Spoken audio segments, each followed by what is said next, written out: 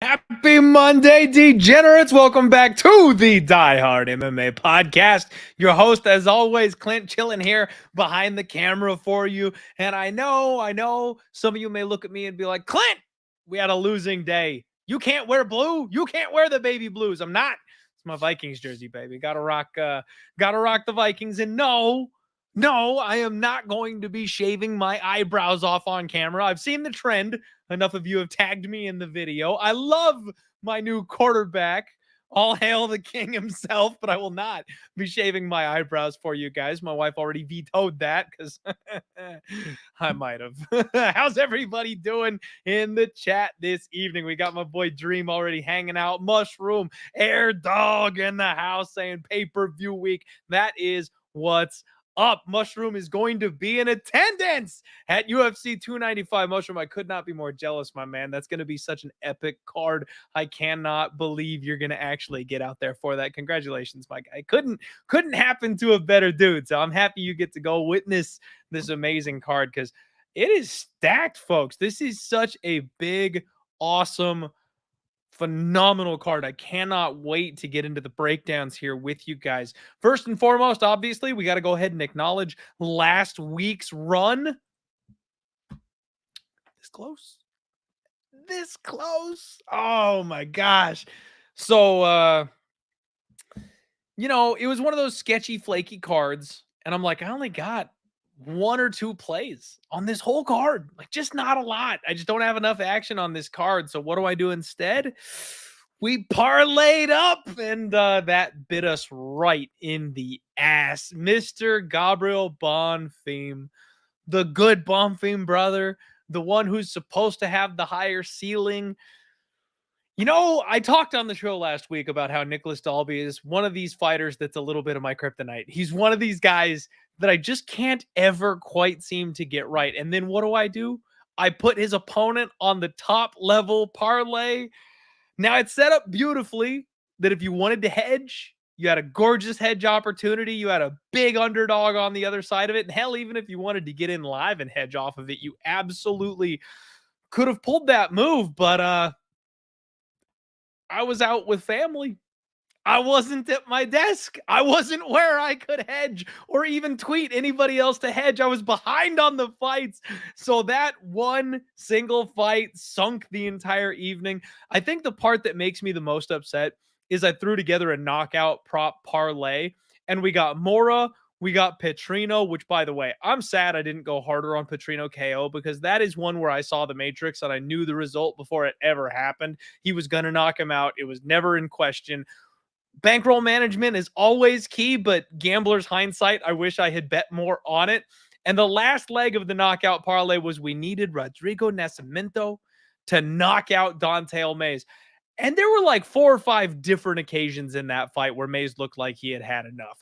I thought we were going to get there at 70-1, a little 3-legger parlay. It was just a little sprinkle, little quarter unit, but damn, that would have paid like 15 units at 70-1. That would have fixed the night and then some, but couldn't quite get that one done. So dropped about 5 units on the evening, unfortunately, but we're still up, in the 95 ballpark for the year. We're doing okay. We're still doing fine. And honestly, we went like 8-2 or some shit. So the reads were all spot on. It was just a matter of putting the wrong bets together.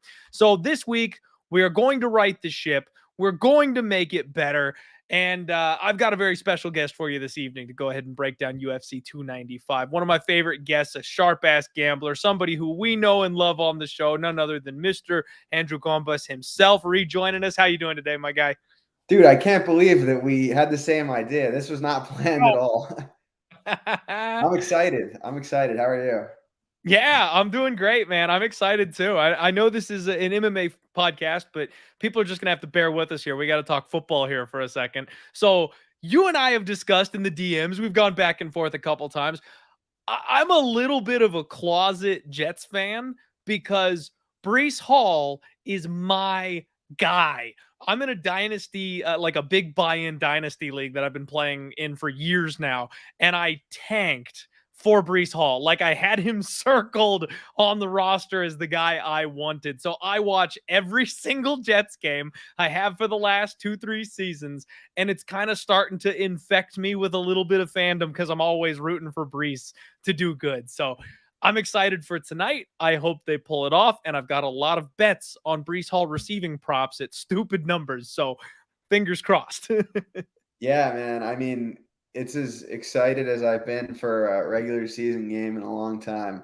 I mean, we've seen some pretty miserable seasons as Jet fans, and let's just hope this one keeps trending in the right direction. Is all I can say. It's always cautious optimism when it comes to this team. So on the flip side, I mean, Josh Dobbs comes into the game with a team he's never really even practiced with, and did what he did. That must be pretty exciting as well. Who does that? He doesn't even know the guys' names, and he balls out and wins the game. Incredible. It was awesome, man. I can't wait. Can you believe they're still hanging plus money on the Vikings to make the playoffs? Let me see that. Take a quick look at their remaining schedule. They're still hanging plus money just to make the playoffs. I'm not saying we're going to be division champs. I'm not saying we're going to win the Super Bowl. Just to make the damn playoffs. Yeah, I mean, the next few games all look pretty winnable to me. Not saying it's a lock or anything, but like the Saints is a winnable game. The Broncos, the Bears, then the bye week, the Raiders is winnable. But then it gets a little tougher. The Bengals, Lions are tough. Packers should be winnable, and then Lions again. But that Lions Week 18 game, if they have the division locked up, they might be playing backups. Yep. I'm going to put some money on it, man, because I think we can squeeze in there. I don't hate it. I think they got a little magic on it right now. Jefferson could be back this week, maybe next week. It's big. Fingers crossed, man. Fingers crossed. And it's funny because I said I was a closet Jets fan. You guys may not know this, but me and Andrew have been talking this whole year about Vikings props. We were both in on the Kirk Cousins MVP season. That went down in flames, obviously, but it was looking good. It was looking good there for a minute. Like those last couple of weeks, it was looking good. It really was, man. It's been a rough year these last couple seasons for the two of us, and our teams that hope is the very worst thing they can do for us. So yeah, the last 26 years for me. I hear you, man. So yeah, go Jets tonight. We're absolutely rooting the Jets home this evening, especially Breece Hall. I'm on all those, like I said, over receiving props and need him in fantasy, obviously. So we'll be trying to shut down the pod before the game starts for everybody. That's the one nice thing. Everybody listening right now, if you didn't catch the show live, daylight savings time. I live in Arizona, so the rest of the world moves. I don't. So the show for me has to remain at my usual slot, which means it's 6:30 p.m. Eastern instead of 7:30 p.m. Eastern.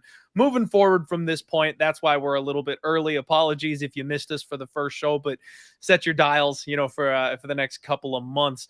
And that helps out, though, with Monday Night Football, because now I'm not overlapping and people aren't jumping out of the show 20 minutes in because the game starts. Yeah, it works out perfect. It does. It's not so bad. It's not so bad. But all right, everybody, we've bantered on a little bit enough for you here. We'll go ahead and get in on this card. UFC 295, absolutely stacked. All of you live here on the show, do me a favor, smash the like button. If you don't know Andrew Gombos, what are you doing? If you've been here on my show, you have to know Andrew Gombos. Give him a follow, support this guy out there on social media, and let's get into this bad boy. First fight of the evening, we've got Steve Erceg taking on Alessandro Costa. And the UFC pay-per-views, man, they never fail to start it off with a bang. They know exactly what they're doing here in this spot.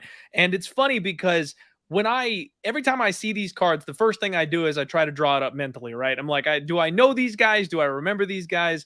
what do I think about the fight before I do any research? And I'm like, I know Steve Erceg. I've been kind of looking towards Steve Erceg a little bit, but I can't remember Costa for some reason. I mean, there's a million Costas in Brazil, so maybe I'm just mixing them up. I had to go back and rewatch it.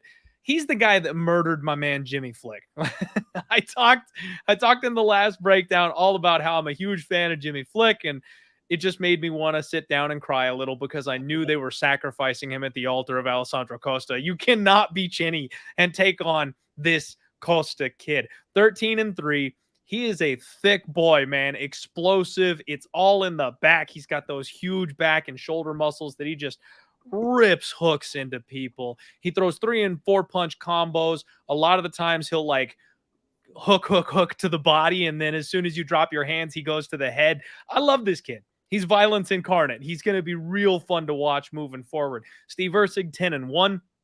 Filled in on short notice against David Dvorak, and he cashed as a plus 350 underdog that night. I ended up pulling the trigger on him, I think. I got in late. I was in like the plus 200 ballpark, I think. So lots of steam moved that number down, obviously. But he was still a big long shot to get it done and really showed out in that fight. He's been on the UFC radar for a really long time. I found out that he was like supposed to be on Dana White's Contender Series. They were going to schedule him against Clayton Carpenter, actually. And then he just kept having stuff fall through that, like, it's a guy they've had circled and wanted to be in the UFC or at least give the opportunity for way before. And now he's finally making good on that chance. He's a BJJ black belt. He's really big for the division. And one of the things I've noticed about him is he's crazy durable. He's one of these guys that just kind of Sean Strickland walks his man down, right? A little bit disrespectfully. He'll take the shot that you throw at him and then just chucks heavies back at you. He's one of these guys that breaks people over the course of the fight.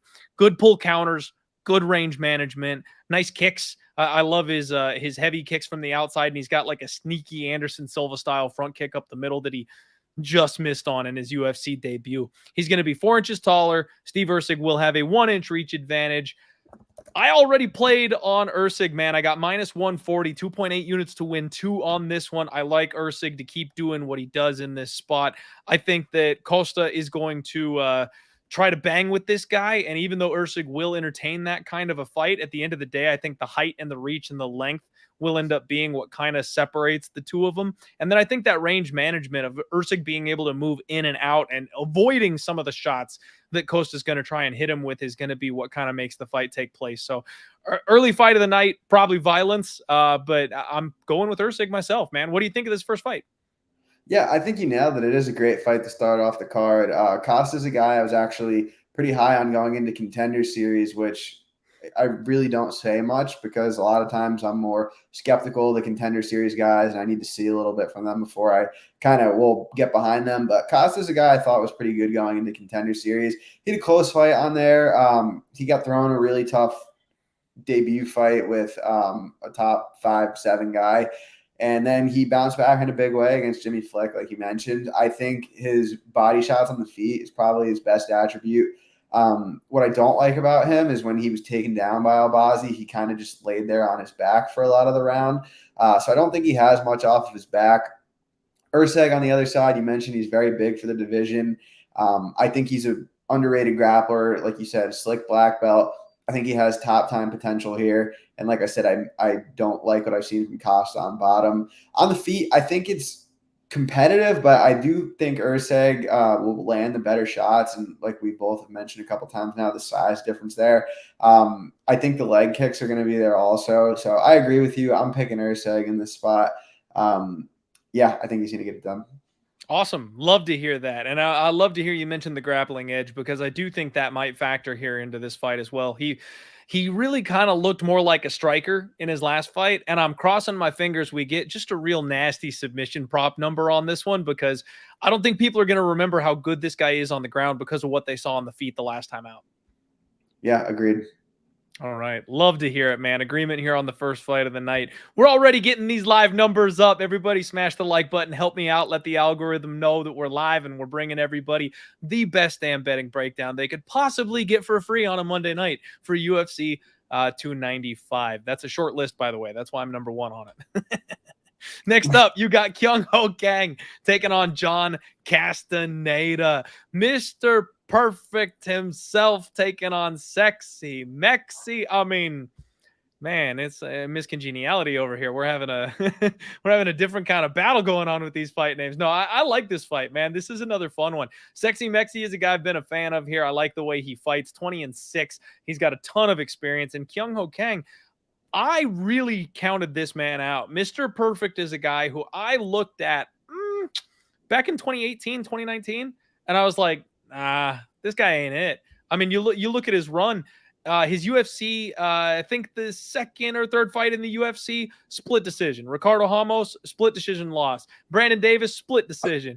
Pingwan Lu, split decision. I mean, he's going to splits with these guys that, I know Ricardo Ramos has kind of come around, but a lot of these guys aren't in the UFC anymore. A lot of these guys are thought to be low end, maybe not UFC caliber, and he's just barely squeezing by them every single time. And then he loses to Ronnie Yaya. It's like, okay, I'm done with this guy. But then he bounces back and rattles off 2 straight wins, and he looks fantastic doing it. Like, he keeps on surprising me. Even at 36 years old, Mr. Perfect is a guy who really likes to find the weakness in his opponent's game and then just abuse it. Like, whether that's his jab, whether that's his grappling, like if he can out wrestle you, he will. If he can take your back and backpack you, he will. If he can just poke your nose with his jab and you can't reach him, he'll do that. Like, whatever it takes for him to get the win, he does that. And I think that's an admirable quality. And that's something that we really should look for in our fighters rather than looking to get on the opposite side of it, because he's a game plan specialist. If he can find the weakness in your fighter, he will take it home. Now, I'm just kind of naturally biased to Sexy Mexi. I'm a big fan of John Castaneda, what he does, the way he fights. But I do have, some concerns.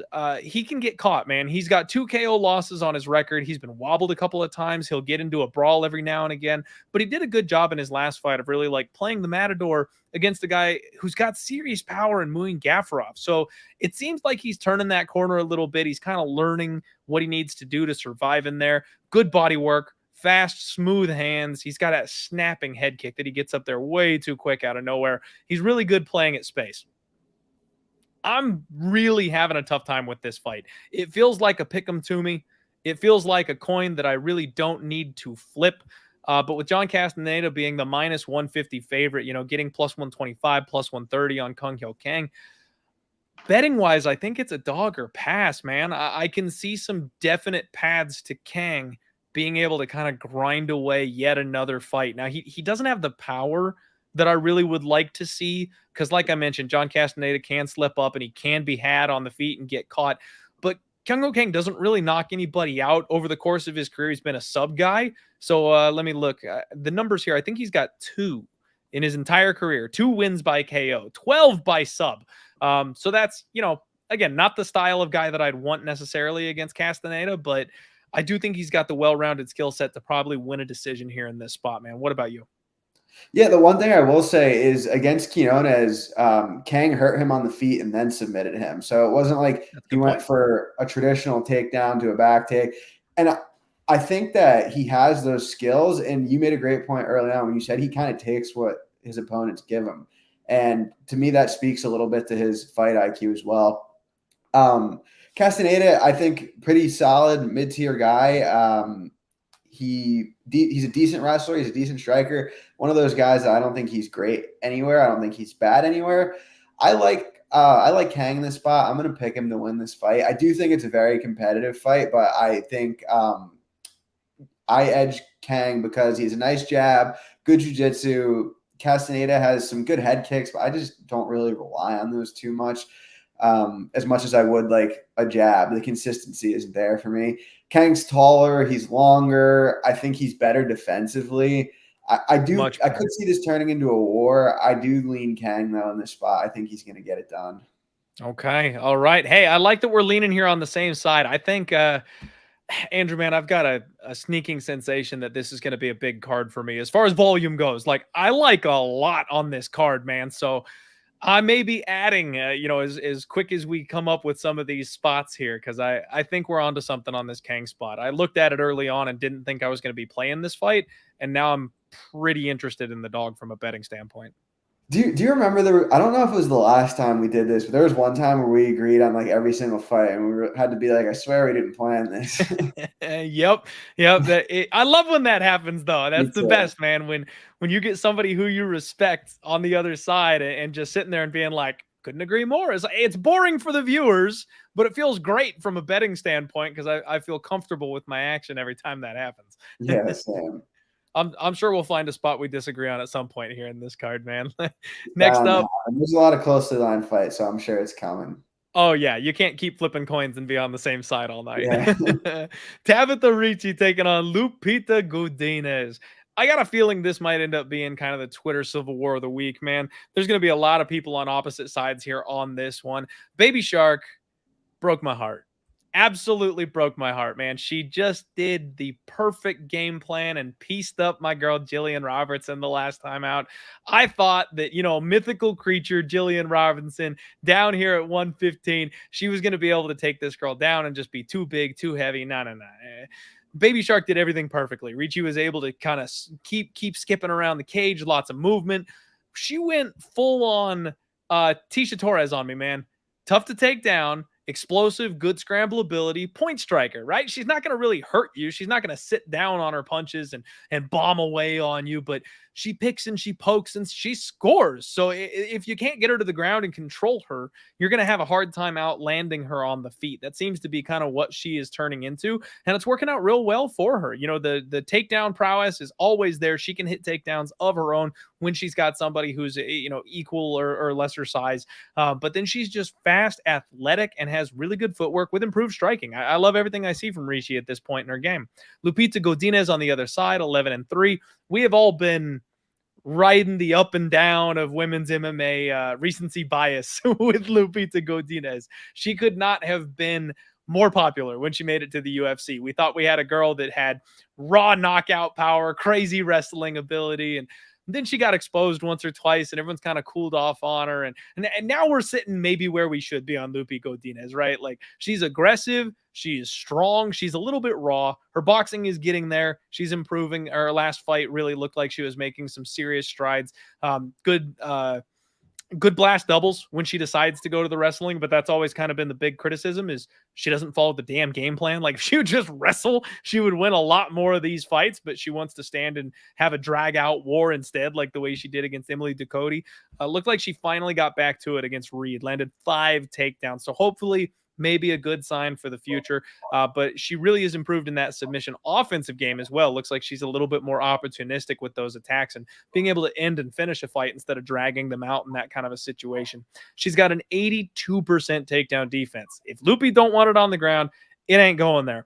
So I kind of feel like we end up with a bit of a striking matchup here in this spot, man. It's going to be a tough fight because both these girls are fast. They're both explosive. They both have good takedown defense and good get-up games.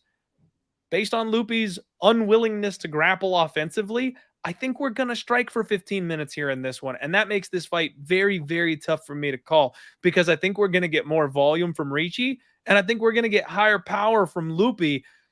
And it really is going to come down to whatever the judge is sitting next to the cage like that night. And I hate betting on fights like that these days because splits just never seem to go my way right now. So I think I'm going to pick Lupita Godinez.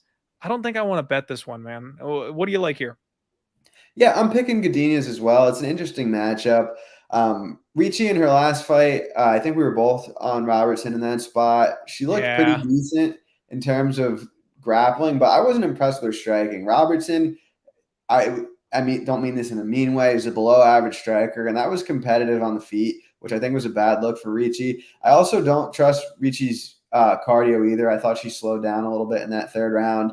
She has good jiu-jitsu. That's probably the edge I would give her here if she has one. I think Godinez is the better striker. Although I could see it being relatively close on the feet, I do edge her there. I think that she is more pop in her shots, and I think she's the better wrestler as well. My concern on the Godinez side is, to your point earlier, she's had lapses of fight IQ at times where she should be wrestling and she strikes, or times where she should be striking but she's wrestling. It almost feels like she's doing the opposite of what the game plan should be at times. And that's always a concern for me going into fights. But I do think that wherever this fight does go, I think if she wrestles, I think if she strikes, I do edge her in both of those spots. So I'm picking her to win for that reasons. But I do understand where some hesitancy would come from people in terms of backing her here. Yep. It's just, man, for me, it's one of those spots where I don't think it's a home run. You know what I mean? Minus 155. That's a playable price tag. That's perfectly reasonable. I could put my money on that in this spot. Like you mentioned, we think she's a little bit better everywhere. Does that mean she's going to win? No, it does not. And if everyone piles in at minus 155 and she gets up to minus 190, I am not going to like that anymore at all, because that'll be the wrong price to play her. So maybe some decisions to be made later in the week. Maybe I jump in. If the line moves a little too quick and gets away from me, I'll just let this one go. There's other spots on the card. Gray in the chat here asking, do bet openly so I can take $1 off you. You know, Gray, maybe I will. I think there's other spots on the card I would prefer to do that on, but maybe for the boys, if you're asking for this one, maybe we do it on the women's highlight fight of the night here. Next up. This will be a good plug actually, but is bet openly an exchange? So bet openly, and you know what, man? I'll be honest with you. The details, the behind the scenes stuff, I am not overly privy to. So I'm not sure if it's technically an exchange or not. But the nice thing is, since it's all like peer-to-peer stuff, from what I can see, people don't get limited or anything like that over there. I've seen people put up like $2,500 bets, and then people just pile in that want the action on the other side. So if you like a spot, you can put as big of a bet as you want on there, and as many people want can take action on the other side for you. And, you can take it down, or you pay everybody out. It does it automatically for you. It's person to person, with them taking 1% instead of the minus 110 juice for bookies. Yeah, it sounds like an exchange if it's peer-to-peer. That's sweet. It's awesome, dude. Honestly, and thank you for the opportunity to plug. I have an exciting mention to drop later on in the evening that has to do with bet openly. But man, ever since I started playing on there, and it's just been a couple months, since the partnership that we worked out, I've already saved over $1,300. So like, if you guys are working with a unit size or something like that, think about it. Every 10 bets, you basically have a free bet, because you're paying 1% instead of minus 110. So every 10 bets that you win, you have an extra amount of whatever your bet size is just sitting there waiting for you to play. It's massive savings long-term to have that reduced juice, man. It's a good platform. Absolutely. All right. Well, thank you again. We'll move on to the next fight for the people. Nazim Sadykhov takes on Viacheslav Borshchev, Slava Claus himself. I wish they had him going right around Christmas time. They're wasting him in November. Slava Claus needs to be fighting in December, annually speaking. What are you doing, UFC? Come on, get with the program. Man, my notes on Nazim Sadykhov are actually really short, and I think they're perfect. They're short for a reason. This man is Matt Frevola with durability.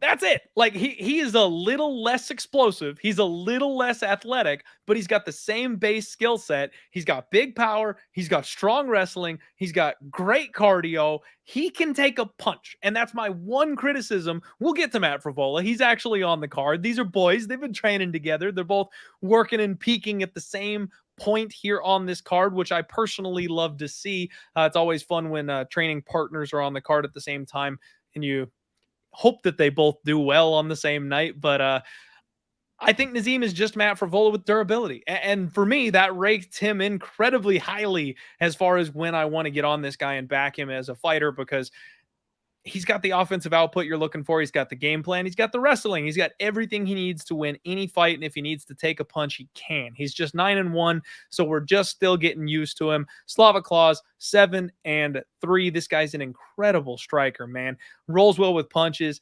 nasty leg kicks. He chops his opponents down, and then he works the body with hooks. He makes you want to quit in there. He really does. Tough, durable, never been finished, surprisingly, even with that grappling deficiency that we've seen time and time again. 35% takedown defense rating for Borshchev here. He gave up 9 takedowns to Mike Davis, 11 takedowns to Diakese. The thing is, he's got good enough cardio that he makes you work for it every second of the fight. And towards that, late second, third round, people start wearing down, man. I worry about him being able to pull the miraculous comeback and knock people out late in the fight as his grappling gets better, as his ability to, sweep and reverse and get up gets better. Because I don't think he's ever really going to be stuffing the takedowns, but he seems like a guy that can master the art of the get up, and then he'll be able to go to work because he just never goes away. The problem for me, or not the problem, the reason I'm looking at this fight is because I think a guy like Nazim is never going to slow down. I think he can hold his own on the feet. I think he can answer back with big power shots. And then I think he can out wrestle Slaviklaus as needed. So I think this is a very winnable fight for Nazim Sadykhov. And I'm very glad that I hesitated because this line has come down. Slaviklaus was a big underdog just a couple days ago, and I was looking at like minus 175 on Nazim. He got bombed, man. Nazim dropped all the way to minus 125 yesterday. I'm seeing minus 130s and minus 140s out there, so it looks like the line is recovering and kind of going back the other way. If I want Nazim, I think I need to get in on it a little sooner than later. I was hoping maybe that was a sign of like the line flipping, which I personally would not agree with whatsoever. But minus 130, minus 140, I can dig it. I think I'm going to be on the Nazim side here, man. What do you think? Yeah, I'm picking Nazim too here. I think the two things for me, obviously, the elephant in the room is the grappling discrepancy between the two. Borshchev has worked on his wrestling, but it's just so hard when you come from like a kickboxing background and not a grappling background to catch up to some of those guys. Like we saw him take time off to try to work on his wrestling, come back. It probably improved a little. It still doesn't look very good to me from a technical perspective. The big question is Sadykhov going to go to it? Is he going to go to it often? Is Borshchev going to knock him out before he goes to it?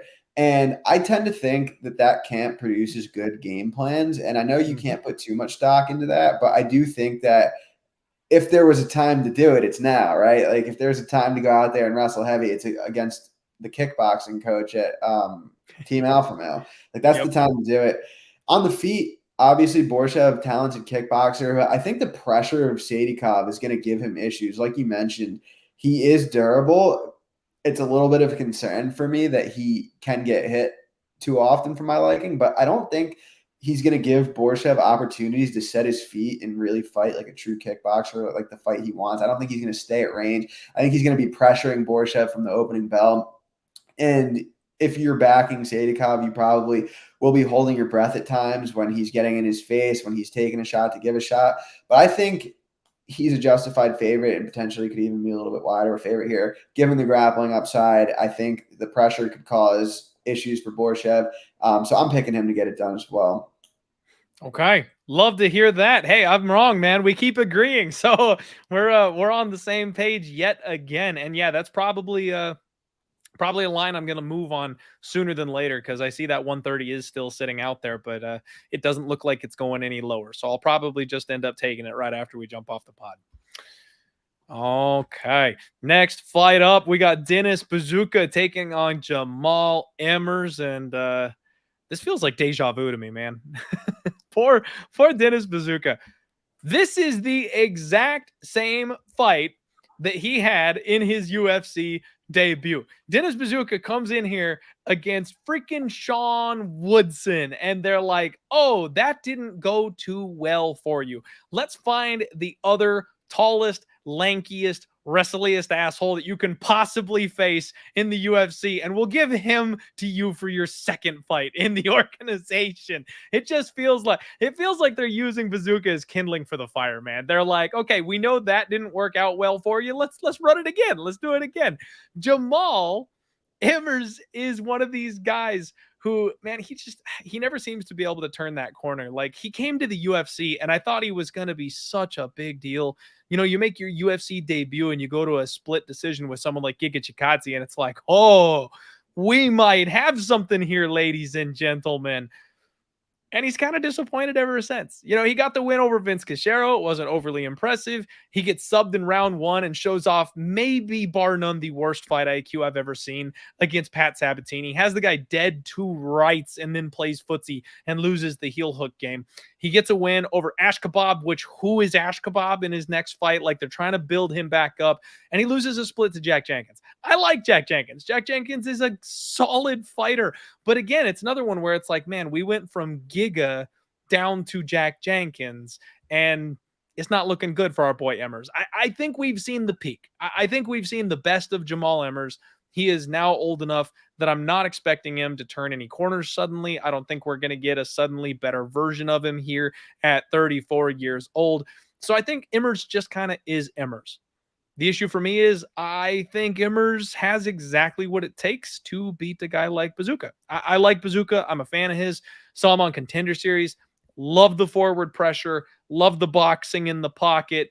But he's a guy that punches his way to the cage, then looks to level change and drag you to the ground. And I just don't see that working on Jamall Emmers. Like, unless Buzukja hits him on the button and knocks him out cold, I don't think Emmers is going to end up underneath him very often. And we saw the size of Woodson just kind of wear on Buzukja as a bit of a smaller guy over the course of the 15 minutes. I think we get another Emmers win incoming here. And honestly, man, with some of the positions that we saw Woodson in, Emmers is a much, much slicker grappler than Woodson is. And there were lots of times where Woodson was like fishing for a front choke and just couldn't quite figure out how to get in there. Those long ass lanky arms of Emmers, he's got that skill set where I think Woodson was missing. I wouldn't be shocked if we saw like a round 3 submission with Emmers with like a darce or something like that, or a guillotine choke, high elbow. Yeah, I admittedly have to do a little bit more work on this fight, but I think just off the top of my head, a guy who fought Sean Woodson and gave up 4 of the 5 takedowns he attempted and was controlled for 6 minutes, probably not a great look. One of my most disappointing beats of the year was on I was on Jamall Emmers big against Jack Jenkins. Fully expected to get that decision, and then it didn't go my way. But I do rate Jack Jenkins a little bit higher, not a little bit higher than I do Dennis here. And like you said, it's another tough matchup with a long, athletic guy. Again, kind of like Godinez, I feel like Emmers is very skilled, but sometimes shows questionable fight IQ. But again, also like Godinez, I think this is a situation where he's the better striker and the better wrestler. If I were coaching him, I would probably recommend he go to his wrestling, and I'm sure that's probably part of the game plan. Who knows if he'll implement it, but I am picking Emmers to get back and officially get back in the win column here. Okay.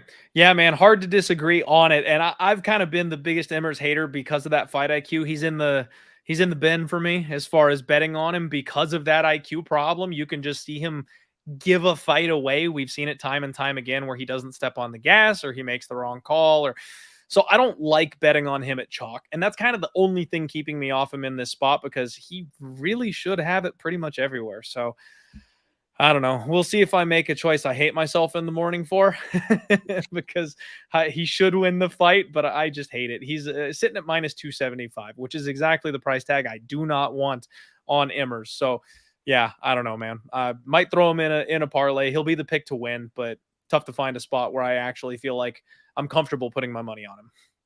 Makes sense. All right. Next fight we want to talk to you guys about. Jared Gordon makes his return, taking on the Olympian Mark O. Madsen. Wrestling 101, baby. We got Jared Gordon, who's a MMA wrestler, a little bit more of a wrestle boxer, taking on an Olympic wrestler, literally a wrestler, who started to learn some striking and put it together over here in his second martial arts career in the UFC. Mark Madsen, 12-1, Gordon 19-6. And you guys know I hate Jared Gordon. Nothing personal. No, he's a guy that early on, for whatever reason, I just kind of marked him as chinny.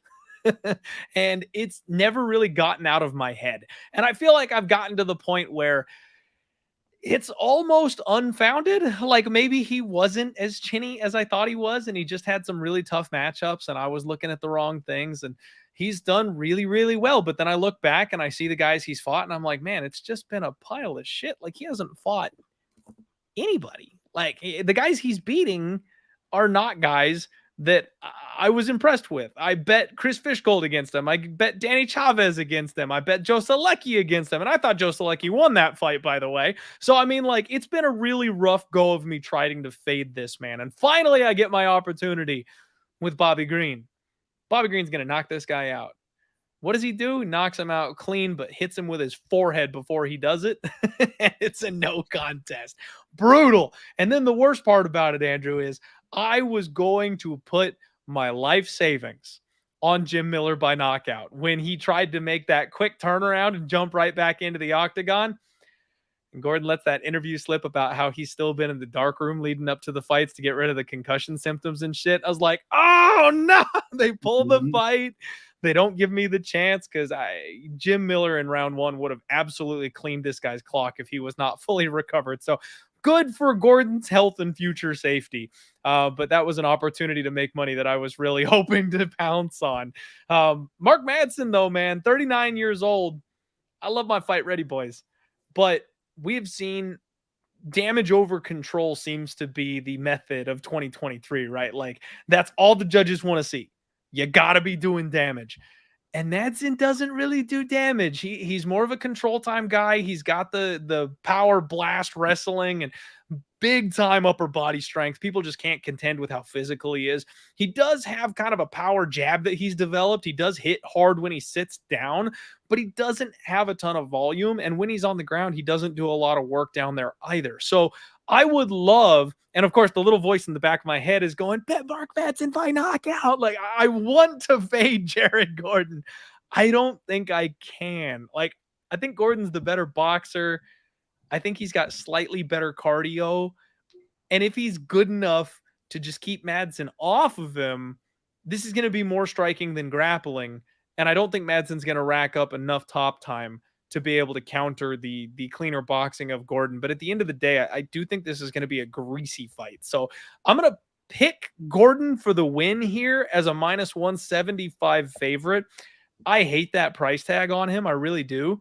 And I can't stomach betting on him in this spot. So I'm going to pass, but I will pick Gordon to get the win. Yeah, I'm picking Gordon to get the win also. Again, on the same page, you made some good points about Madsen can get takedowns potentially, but I don't think his top control is all too good. I actually think Jared Gordon's a very good defensive grappler, a good anti-grappler, I should say. I think he's the better striker. His stats are better. The eye test tells me he's better. I trust his cardio more. He's younger. Madsen does have some pop in his shots, but it's more so like how often is he going to land? I think Gordon's going to outland him. I think he's going to be the better minute winner. Like I said, I trust his cardio more. I do think Madsen can get some takedowns, but I think Gordon's defensive grappling is good enough to cause Madsen to potentially gas. I do think he's going to get back up to his feet once he gets taken down. So, yeah, I'm taking Gordon 2 here. I think he's going to get it done. All right. All right. We agree once again, ladies and gentlemen. That'll conclude the first half of the festivities. Let's pay a couple bills, and then we'll break down the rest of these fights for you. First and foremost, you guys know the sponsor. You're home right here, Pub Sports Radio. And if you check out pubsportsradio.com, every single Saturday, we're giving away a free $100. Sign up, no entry fee, and you pick your fighter, pick your round, pick your method. Winner gets $100 every single week. And of course, we keep standings. Look at this right here. It's pretty awesome. You get your long-term belt levels after earning a certain amount of points. I'm still stuck at brown. Can you believe it? Like, I went back-to-back with winning this contest, and I'm 1 win away from my black belt, and I just can't quite get it. So I'm going to get this thing. But all you guys got to do is beat the Pub Radio personalities and everybody else who enters to win yourself $100 every single week. Check it out. And of course, it saves the personalities picks as well. So right here, you can see my beautiful face as well as the plays that I have locked in. You can find all of us here on pubsportsradio.com. Next up, Spectation Sports. Use promo code DIEHARD when you sign up. It's an excellent outlet for regional MMA scenes, and they're having more and more betting action on these fights. So you've got Mecca coming up. You've got Cage Titans, which freaking love Cage Titans. They've got a big show coming up as well. Make sure you sign up. Again, promo code is just DIEHARD for 20% off your subscription. And get in on the regional scene MMA. Next up, we got the Sharp app. If you like other sports stuff that I don't talk about and you want tools, you want models, right now the Proptimizer has been what they've been pushing, and that thing has been kicking ass. Let me tell you, they've been putting out some free picks from their Proptimizer across all sports, and they have been phenomenal. On top of that, they will give you a gift if you get limited or banned from your book using their prop tools. So check out the Sharp app. We'll go ahead and put a link to the Discord in the description down below if you feel like checking them out. Last but certainly not least, we have got none other than Bet Openly. We talked about Bet Openly just a little bit earlier, and this is where the fun stuff comes in. So like we mentioned, peer-to-peer betting, you guys, it's an alternative to an actual sports book. You place your bet. Someone else out there finds the opposite side of that action that they want, and they take the bet for you. That way, we're only playing 1% juice instead of the minus 110 lines that you're paying for sports books. So every single thing that you play has a better line here on Bet Openly. And like I mentioned earlier in the show, I've already saved over $1,000, literally, betting on this site because of that saved juice. Look at Nazim Sadykhov, for example, minus 117, plus 117 on Slaviklaus Borshchev. These odds are wider in every other market. You're paying minus 130, minus 140 on Nazim, and you're only getting plus 110 on Slaviklaus. So shortening it, the number is better for both sides of the transaction. And here is the kicker, everybody. We have got a giveaway this week. UFC 295 is such a big, epic card that we are going to be giving away unlimited entries, one per person, but it can be as big as we want it to be. $500 for first place. That's right. $500 up for grabs on Bet Openly. I'm going to be putting a tweet out either tonight or first thing tomorrow with the link and the information for you to sign up. It will be a free entry. If you have not signed up for a Bet Openly account already, and you do get signed up for one, when you reply to your sign up email, just let them know that Die Hard sent you. That's all you got to do. They will add a free $10 to your account so you can enter into this contest. And it's going to be a spot where you pick between 5 and 7 fighters. Winner take all. If you tie, obviously you split the pot, but they're going to put a free $500 in there for whoever takes that bad boy down. So $500 giveaway, Bet Openly this week only. Make sure you use my link. I will go ahead and put that in the chat for those of you who are here live with us. And then, like I mentioned, keep an eye out on my Twitter. I will be posting that out there for everybody to get involved. Thank you all one more time for hanging with us here on a Monday night. We are getting ready for some Monday Night Football, so we got to wrap this card up so we can watch the Jets kick some ass. I'm joined by my guy, Andrew Goombas, breaking down UFC 295. And the next fight on the docket is Joshua Van taking on Kevin Boras. And this is a really, really fun fight, Andrew. I've said that way too many times tonight. You guys know I love every single fight because I'm a degenerate and I'm a fight fan. But I love Josh Van. This kid made his UFC debut, 22 years old. And he reminds me of like a little Maki Pitolo, man. Not because of like race or anything like that, but the way he fights, like he rib roasts people. He's got high pressure. He just marches his way forward. He relies on that durability. This kid scraps. I love Josh Van and his whole attitude towards the way he fights. I'm very excited to see this guy's career moving forward. But the thing I can't quite wrap my brain around is this price tag. I know he made a splash in his UFC debut. He went to a split decision with none other than Zhalgas Zhumagulov, the man who goes to split with everybody. And he got by with a win there in that spot. And now he sits at minus 250. Just seems like a big swing for a guy who was a big underdog to Zhalgas. When we know Zhalgas always goes to a split, he manages to edge it. Now he's a huge favorite, welcoming Boras to the UFC. 9-1, making his debut off of Dana White's Contender Series. 25 years old. The one thing that really concerns me about Kevin is in his Dana White's Contender Series fight, he got taken down pretty easily. Now, it seems like he's one of these fighters that gets stronger the deeper the fight goes. Round 2, he didn't get kept down quite as much. Round 3, he almost didn't get kept down at all. Like, he gives up the takedowns, but he keeps coming. He showed off a really good gas tank. He showed off a really good game plan.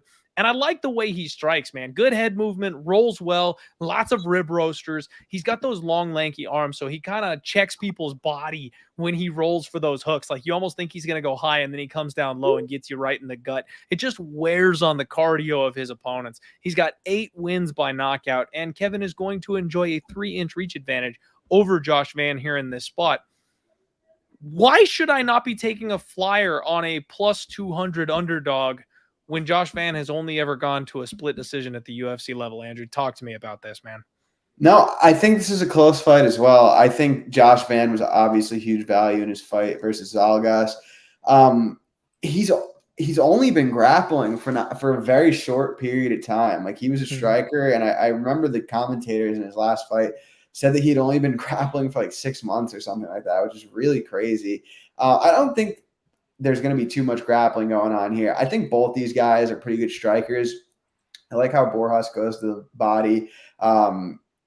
Van comes forward. They both have good cardio. I just see this being a close fight. It's definitely dog or pass for me as well. I think that Van's a little bit more proven, obviously. He got a win over a UFC guy in Zalgas, and I don't think that should have been a split. He clearly won that fight, in my opinion. I agree. But yeah, I definitely am not rushing to lay minus 230 or whatever on him here. That's for sure. Okay. Yeah, man. I think it's a dog or pass situation, and I'm excited about Van. I really am. But I've been talking about these young kids, since Rosas became a thing, right? 19, 20, 21, 22.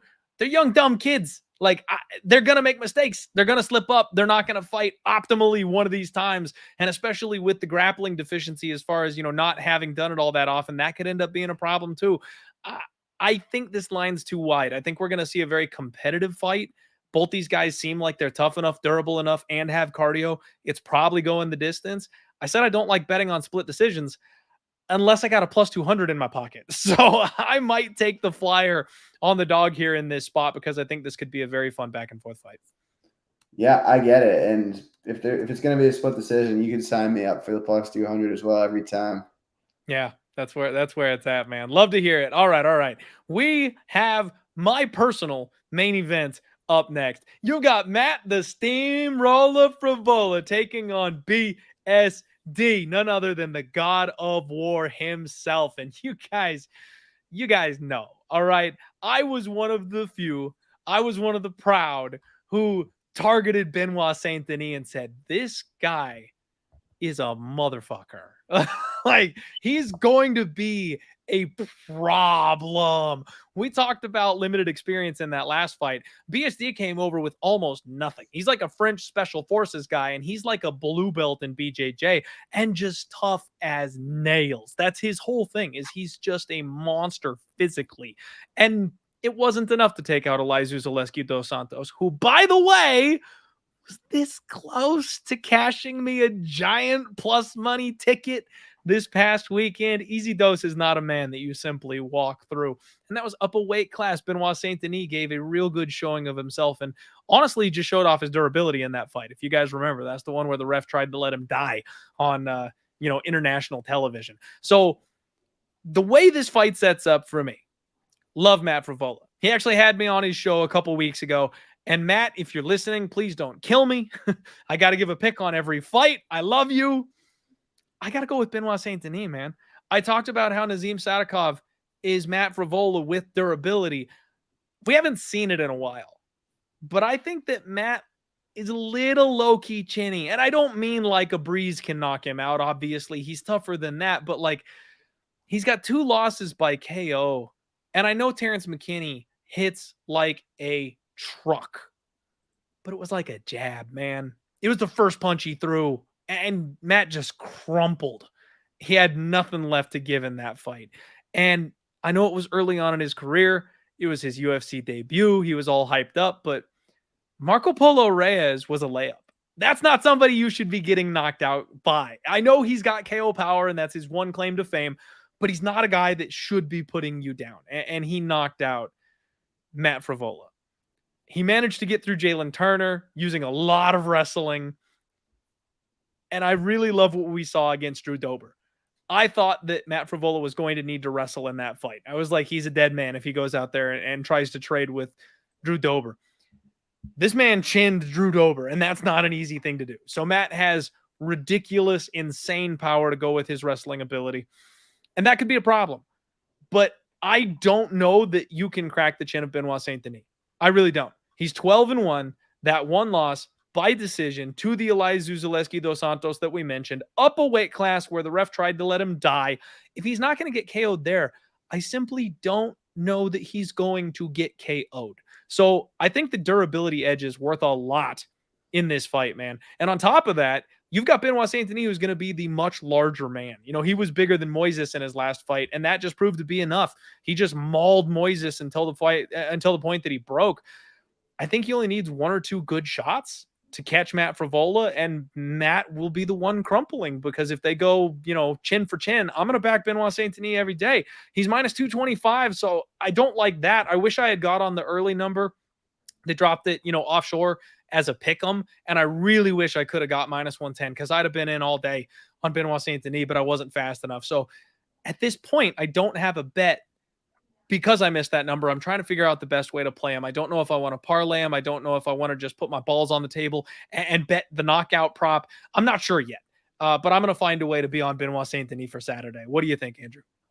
Yeah, this is a great fight. I mean, if there's one fight on the card that you just know there's a 0% chance of it being boring, it's probably this one. Two guys just freaking warriors. I don't know how else to say it. Like they're gonna come forward, they're gonna swing, and one of them is probably gonna go down. I think I found it interesting when I was watching tape that I think a great striking weapon for both of them is their body kick. And Saint-Denis throws it from the left side, from his left leg, and Matt throws it from his right leg.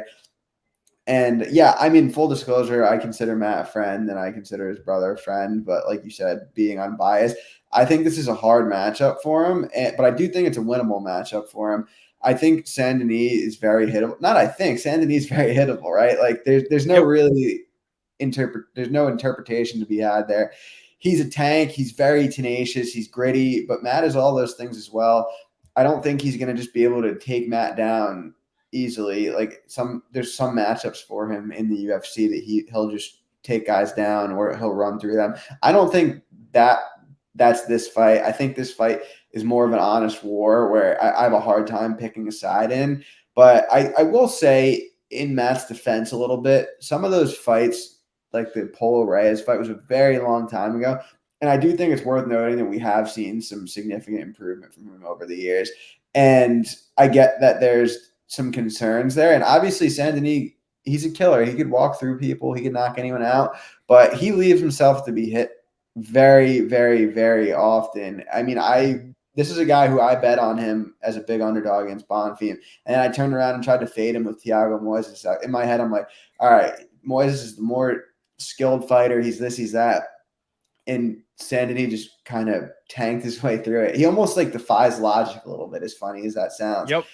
But yeah, man, this is a great fight. My pick for this would be fight of the night type of stuff. I mean, the under 1.5 is -150, which is like pretty funny for a 155-pound fight. You don't really see that too often, but I think it's justified here. I do think this one is going to be a slugfest. I think someone's going down early. I'm just going to be watching this one as a fan. I hear you. I like it, man. I'm gonna have to wait and see because I'm not the sharpest gambler in the world. I'm a degenerate. I do this shit for fun. But that number's wrong. Like I don't want -225 on Benoit Saint-Denis. Like if you gave me -150, I'd take that in a heartbeat. But I do think he wins the fight. I do think it's probably a knockout just because that's what these guys do. I don't think Matt Frevola can help himself. He's going to go in there and try and bang with this guy. And I just think no one's going to outbang Benoit Saint-Denis. That's the end of the story for me. You mentioned that it seems a little improbable that he's doing what he's doing. I think he's a freak. I think he's just a Francis Ngannou at 155. You know what I mean? Like no one's going to get the better of him doing that because he's just a monster. He's the guy hiding under the bed. So, yeah, I'm going to rock with Benoit Saint-Denis until he gives me a reason not to. And that's the end of the breakdown there for me. All right, everybody, we got a couple more fights to get to. We are getting to the good stuff. Up next, Pat Sabatini takes on Diego Lopes. Sorry about that. Pat Sabatini, we've talked about him just a little bit. We mentioned the heel hook situation earlier on in the evening. Diego Lopes is the Brazilian jiu-jitsu coach, I believe, for none other than UFC champion Alexa Grasso. And that guy's well-rounded, man. We know him as the BJJ guy. He makes his UFC debut against Movsar Evloev, gave him everything he could handle on the mat, had him in a ton of really scary submission opportunities, somehow managed to escape out of there with a win. And Diego Lopes goes on to bounce back in his next fight. He's huge at 145, man. That's the biggest thing for me is this guy is big at 145. He's going to be 3 inches taller than Pat Sabatini. He will have a 2-inch reach advantage over Pat Sabatini. And I love everything I see about this guy. He's almost like a boa constrictor. The way he won his last fight via triangle choke, he threw up the legs and just slowly, methodically sucked that guy into his guard, and he pulled him in just inch by inch, like real black belt shit. Anybody that's never grappled with like a legitimate high-level jiu-jitsu practitioner, it's like quicksand. You make one mistake, And it's already too late because they're so far ahead of you, you can't beat them out of the next position. So they know you're going to wiggle this way and they tighten it. They know you're going to wiggle this way and they tighten it. And then next thing you know, you're tapping because you're like, oh shit, like I wasn't deep in a choke and now all of a sudden I am. That's what Diego Lopes does. And I love it. Absolutely. It's music to my eyeballs watching this guy grapple. And Pat Sabatini, he's a baller of a grappler himself, man. He's a human tank. He's another one of these guys with that big power muscle back, and he blends wrestling with BJJ extremely well. He's got good takedowns, a nice variety of takedowns too. Not just single leg, double legs. Like he does a lot of trips, he does a lot of pulls, he does a lot of different maneuvers to get you off balance and then get you to the floor. And his top pressure is brutal. This man is not a wet blanket, he is a steel blanket. On top of you, Pat Sabatini is smothering. He just wears people out, and he's got an opportunistic submission threat himself. This guy is a very slick grappler, and when he has a chance to grab a neck or something like that, he will take it. Usually it's once his opponent is kind of tired out and slowed down. The thing for me, I don't think Diego Lopes is ever slowing down. Like this man got mauled by the best grappler in the division in Movsar Evloev, and deep in the third round, on short notice, almost snatched the guy in a knee bar. The man who I deem as unsubmittable, this guy almost tapped. So I have Diego Lopes' grappling game in extremely high regard, and I just don't think that Pat Sabatini is as good a grappler as Movsar Evloev is. And when they're on the feet, I think the striking is clearly on the side of Diego Lopes. I think he's bigger, he hits harder, he's longer. I like the dog here, man. He's a bit of a public dog, and I recognized that. I mentioned it to a couple of people that I've kind of talked to and been like, I'm a little scared of Diego Lopes here because I almost feel like this is the trap line of the week where like the guy everybody's super hyped up on, everybody's really excited about to get behind. Why is he the dog? Like, shouldn't he be the favorite because they know the money's going to come in on that side? So it might be a bear trap. I'm going to set my foot right smack in the middle of it and not give a fuck, man. I like Diego Lopes and at plus 100, plus 105. That's the side I think I'll be on, man. What do you think of this fight?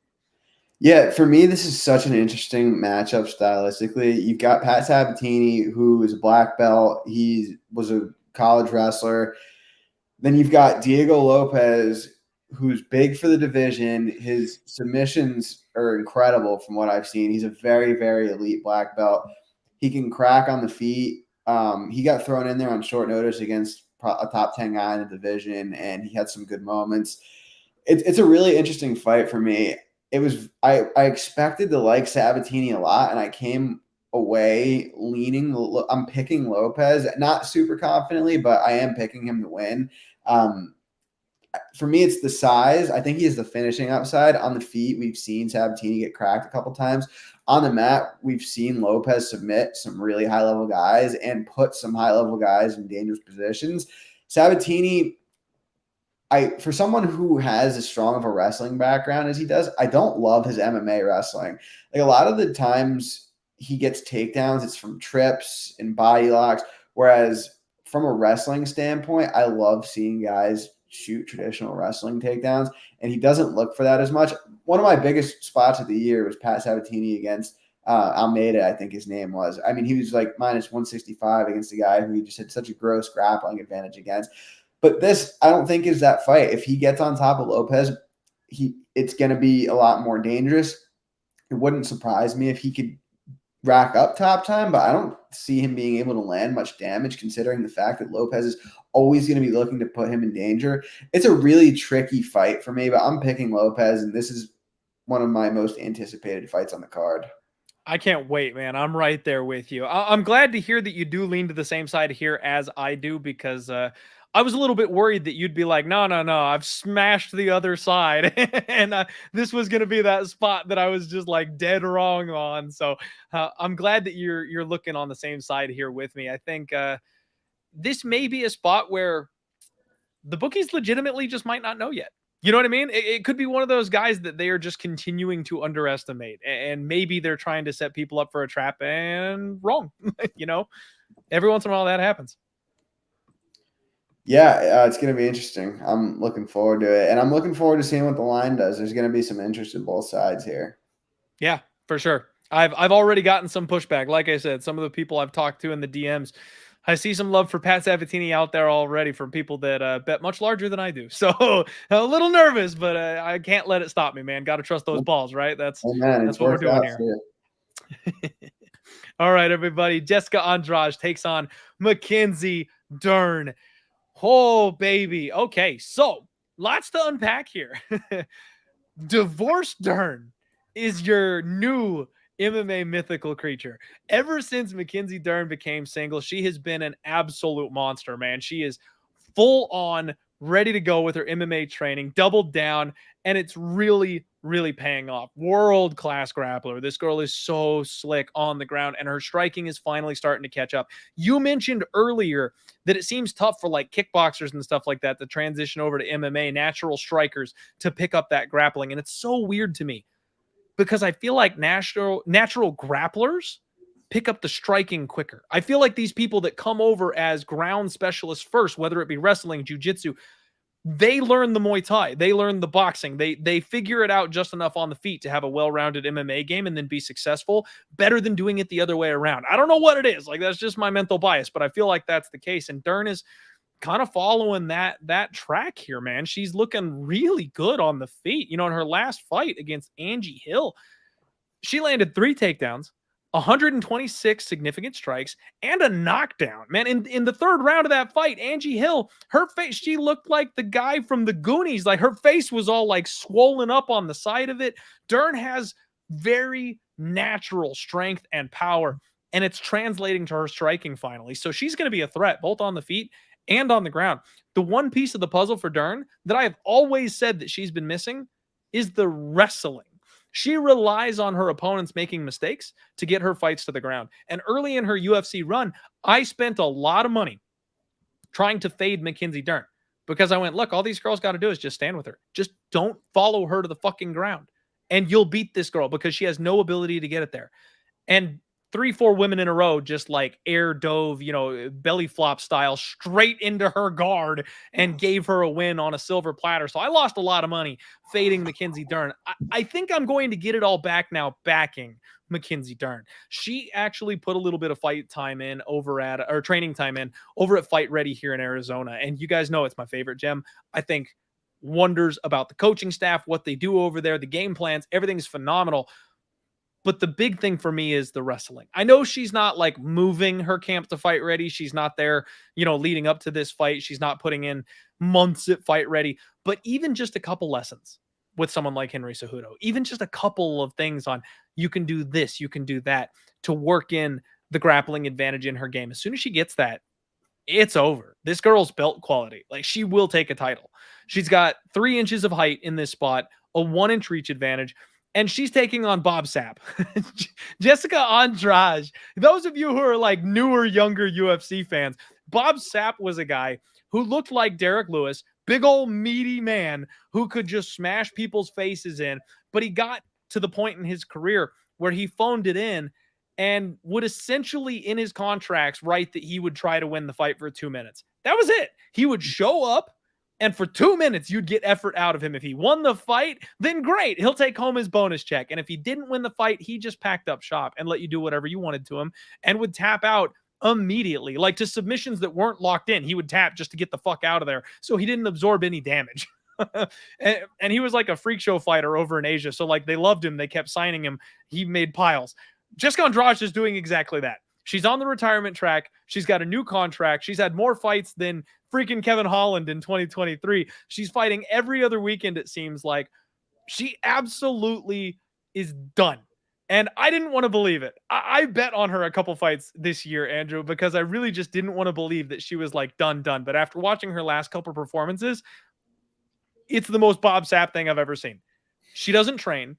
It's the same old Andrade. She has no new wrinkles to her game. She just shows up and does what she does, and she fights hard for 1 round. That's it. So if you know what to expect with Jessica Andrade, you can beat her.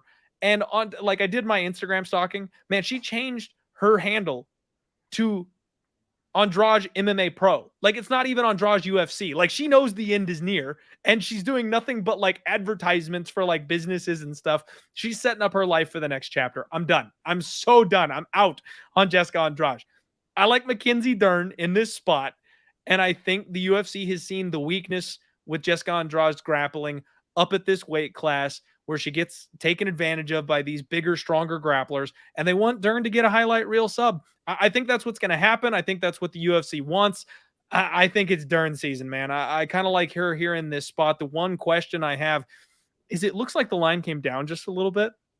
So somebody somewhere likes them some Jessica Andrade. I'm curious to your take on this fight.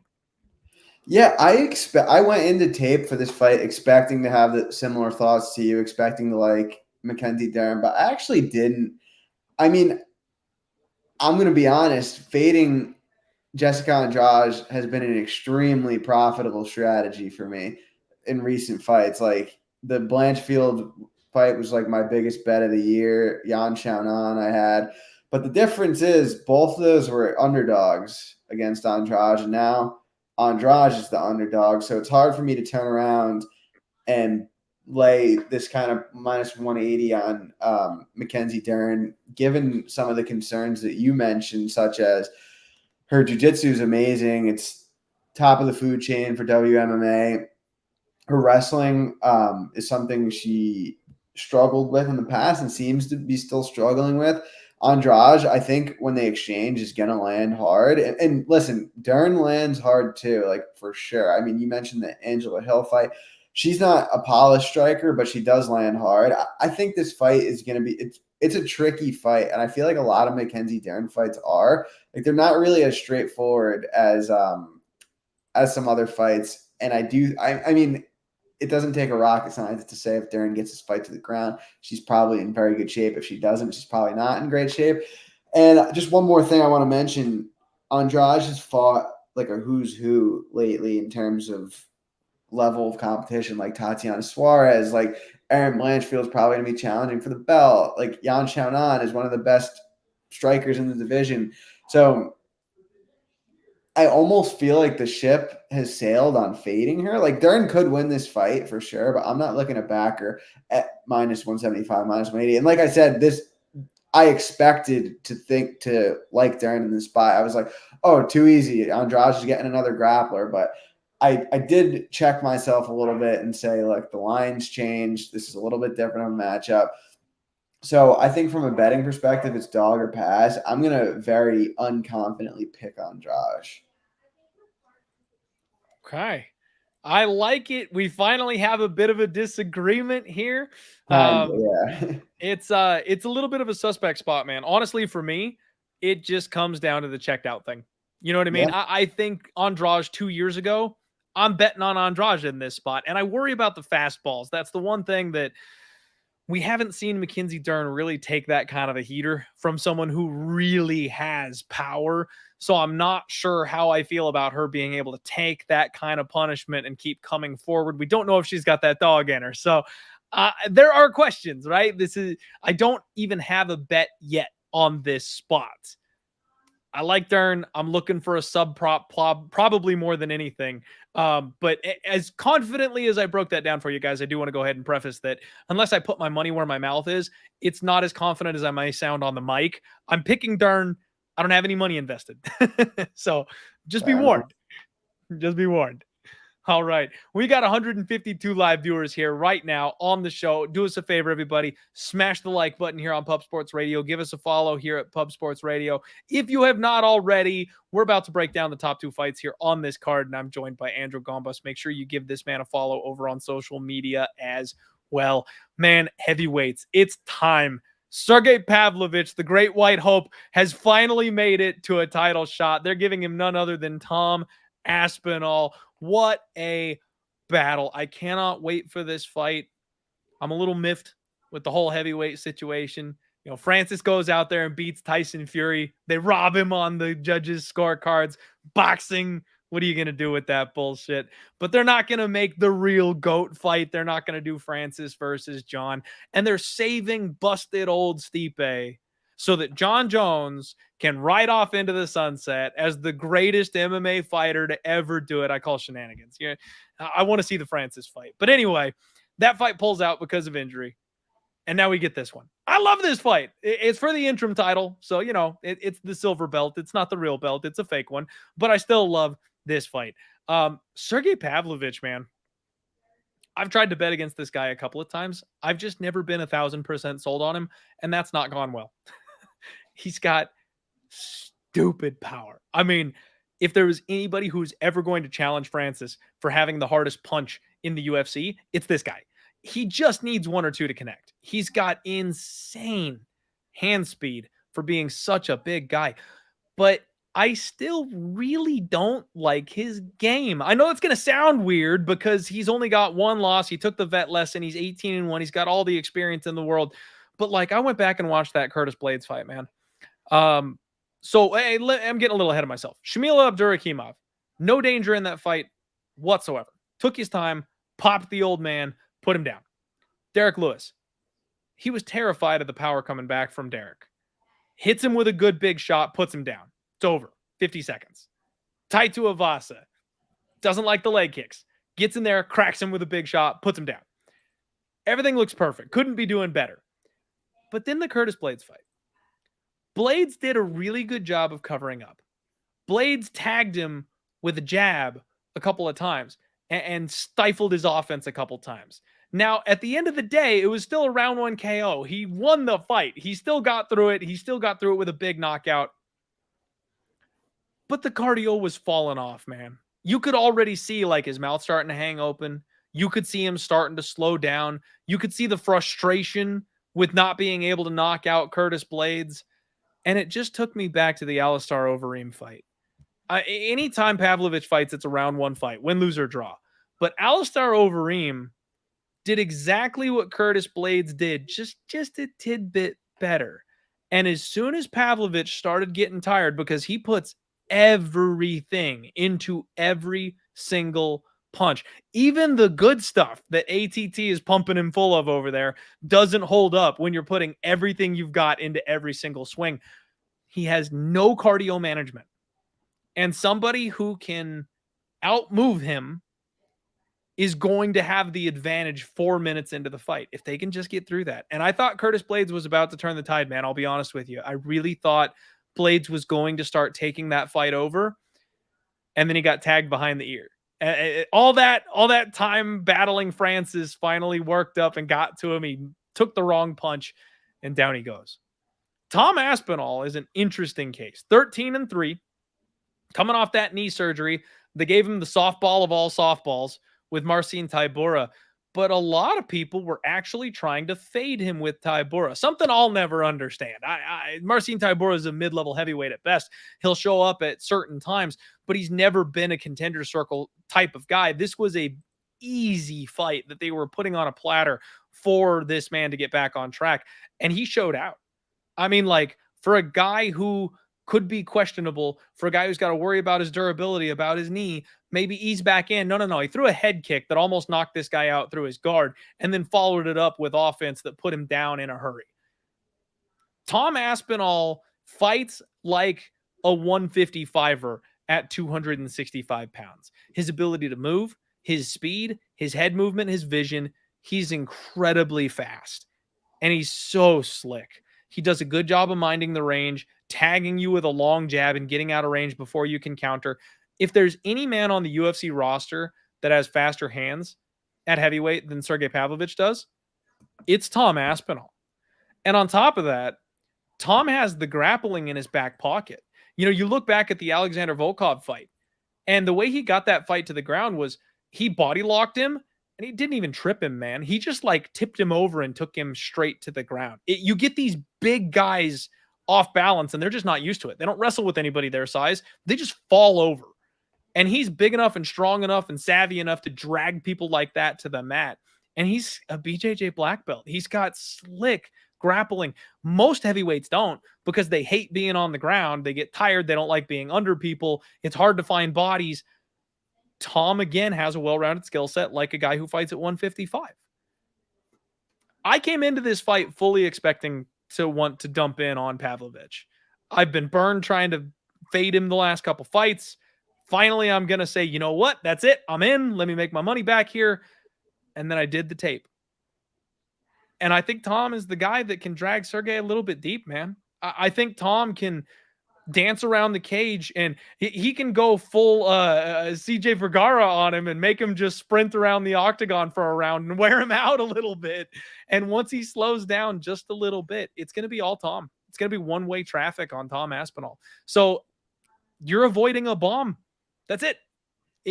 That's the bet. If Tom Aspinall survives getting clipped in the first 3 minutes of this fight, I think he wins at a very high clip. So is that the most dangerous bet in MMA, to say that Sergei Pavlovich is not going to crack you a good time in the first 3 minutes of the fight? Yes, that is a terrifying bet to make. But I think it's the one I'm going to make, man. I like Tom Aspinall, Andrew. I can't wait to hear your thoughts on this fight, man. What are you doing here?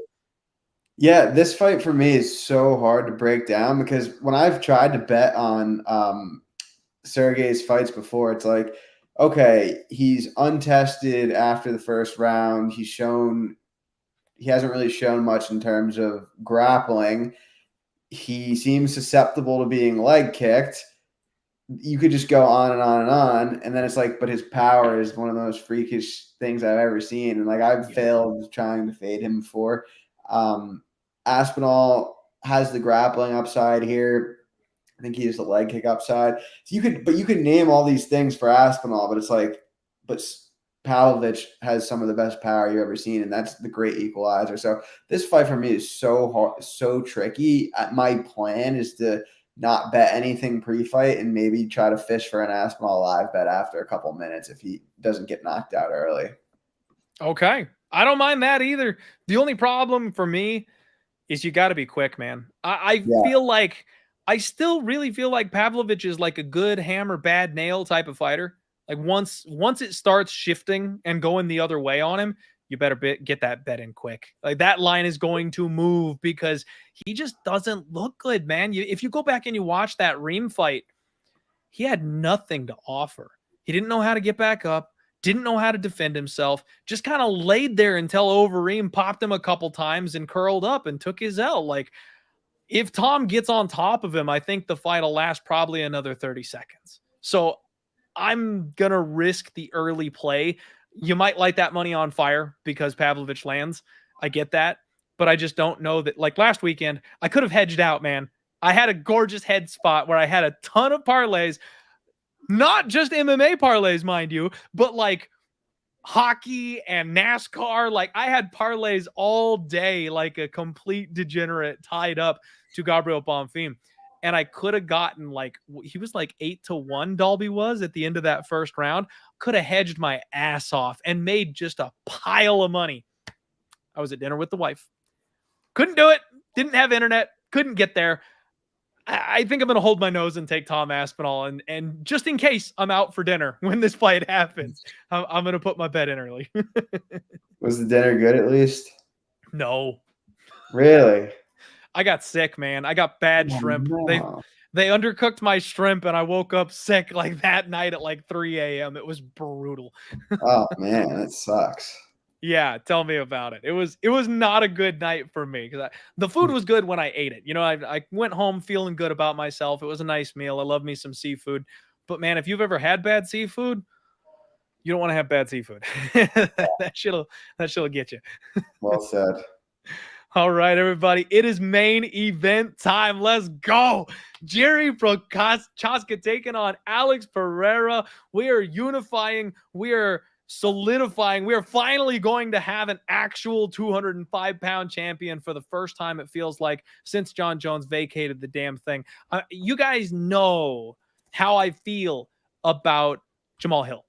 I think he was a rightful champion. I know a lot of people felt like he was the B squad because Jiri had vacated, but I feel like he's rightful of having that title. He's got the skill set. He's good enough to be a champion in this weight division. But regardless, you've got a guy who held the belt at 185, taking on the guy who vacated the belt at 205. This is a legitimate title fight. I am so excited to have some normalcy return to 205 pounds, and I couldn't ask for a better matchup to finally do it, man. So let's run these guys down. Like, people may have forgotten about Jiri, but he's another freak of nature. He's another wild man. He's one of these guys that does shit that shouldn't work, but it works for him because he's a monster. He does spinning shit. He carries his hands low. I'll never forget when he was walking down Dom Reyes with his hands like this for some God knows reason. Like, he just does shit that makes no sense, and it works for him.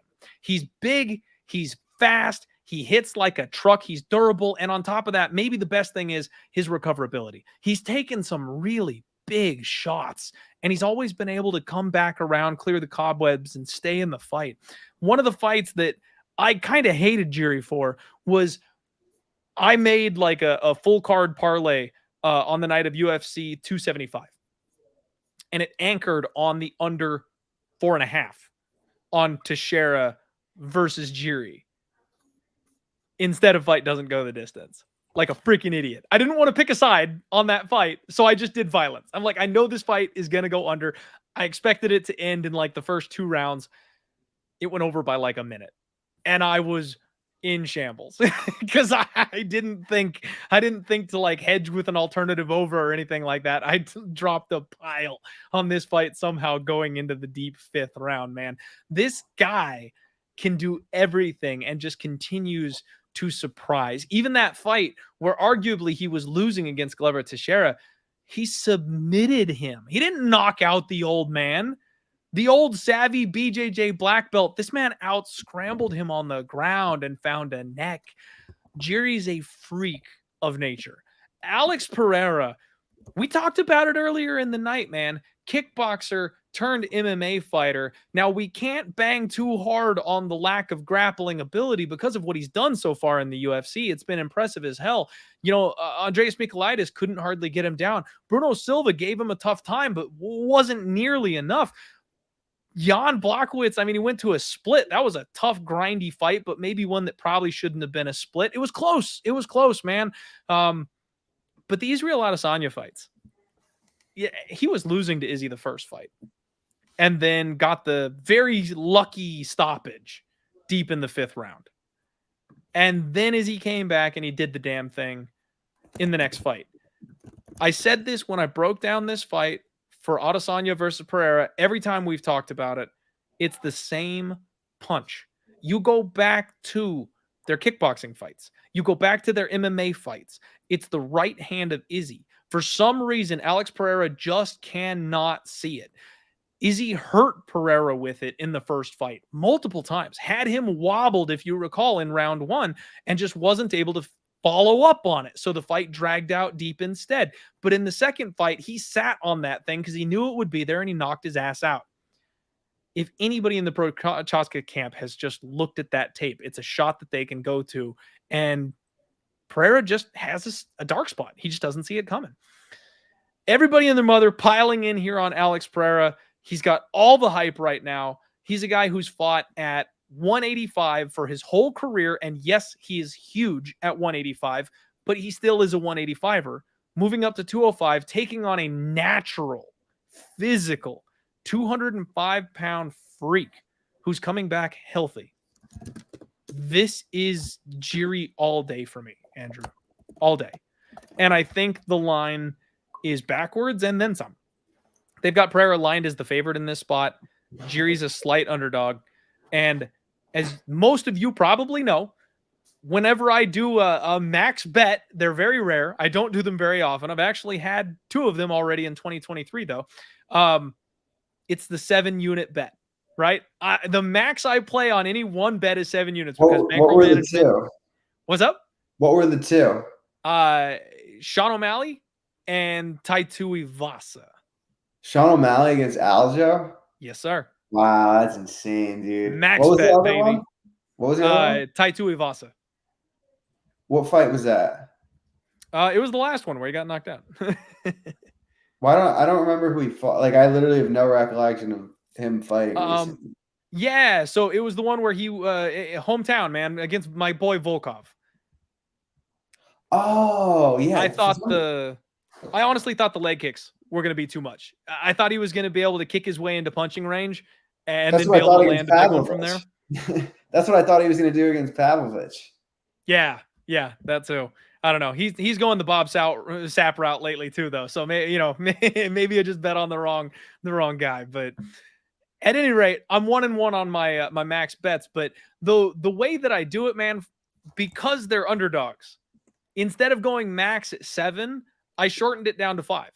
So if it's my max bet and it's a favorite, I'm willing to lay up to 7 units on it. But if it's my max bet and it's a dog, I cap it at 5 just to make sure I'm not wrong and like pissing away extra units because the bookies have it right and I'm the one that's capping the fight incorrectly, that kind of thing. I'm going the full 7 on Jury. I'm putting the full 7 units on Jury. It's not an underdog capped 5 max bet. It's a 7 unit bet all the way. I have a 5-1 record. Since I started this podcast 4 years ago, I've made 6 max bets. And the only one that's lost was tied to Ivasa. So it's a very tight angle. It's not something I do often. And I'm going to war with Jiří Prochazka. He's going to get his belt back on Saturday, and he's going to have to face my man, Jamall Hill, to unify it in a couple of months. What do you make of this fight, Andrew? Talk to me, buddy. What are we doing here? Yeah, this is the last fight that I have to do like my full due diligence on, but there's so many intangibles in this fight for me. Like I had some really nasty shoulder injuries wrestling in college, and I know how hard it is to come back from that. So I'm like very, very intrigued to see how Jiří looks. Like when I had my right one done, it was a 5-month recovery. My left one was an 8-month recovery. It's rough. So I really hope he like took the adequate amount of time to kind of build himself back up. You have Pereira, who was at 185, coming up to 205, won his last fight by split decision. He's a great kickboxer. I don't think he's a very good grappler. I think Jiří has grappling upside here. I think either of these guys can knock each other out. Like I said, I still have to do some due diligence on the fight, but as of now, I'm going to pick Prochazka, so subject to change if you watch something I see later in the week. And I'm either more confident or picking the other side is because this is just the last fight that I really have to do a deep dive into. But I think between the grappling upside, the size, the fact that Prochazka is so crafty and could always knock anyone out would make me lean him at this price, but it's not a confident play for me. So as of now, I'm picking Prochazka. I'm glad you're at least leaning with me, man. I will take it. That's enough. That's enough for me to feel comfortable on my side. The one thing, though, that I do want to kind of point out is, and again, from my perspective, I know everyone runs in different circles, but man, online, all I see is Pereira. Everybody and their mother's on Pereira. That line is coming down. I got plus 118. I was hoping, I was staying patient. I was waiting, hoping that we'd get plus 125, plus 130. He's now plus 105. It's coming down. When everyone is piling in on Pereira, the respected money is moving this line the other direction. I want to be on that side. I want to be on that respected money side personally. It's not my whole handicap, but it's definitely something that makes me feel a little bit better about the side that I moved on here. Man, I love this card. There's so much betting action. There's so much opportunity.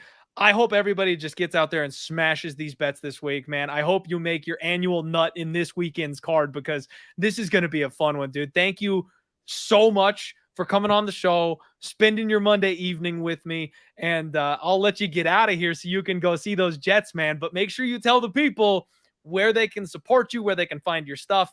Shout it all out, man. What you got going on? Yeah, thanks as always. I love talking to you. Congrats on all the success this year. I'm looking forward to seeing it just continue to blossom. My Twitter's at Bets and Picks MMA, Bets and Picks MMA. Pretty simple. And yeah, everything for me is on there. You could kind of navigate your way around the Andrew Gomes world from my Twitter. So thanks again.